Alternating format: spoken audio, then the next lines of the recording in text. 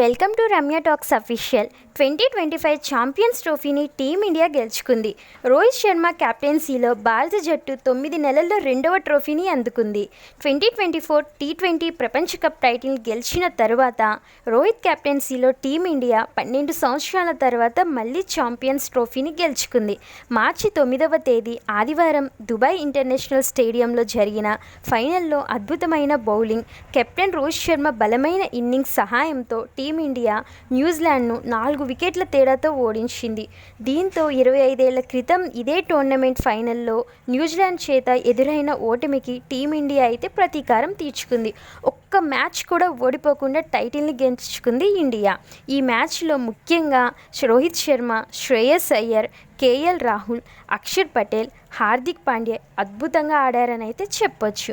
Congratulations team India. మీకు ఏ player బాగా ఆడారో comment అయితే చేయండి. ఈ వీడియో నచ్చినట్లయితే లైక్ చేయండి, సబ్స్క్రైబ్ చేయండి.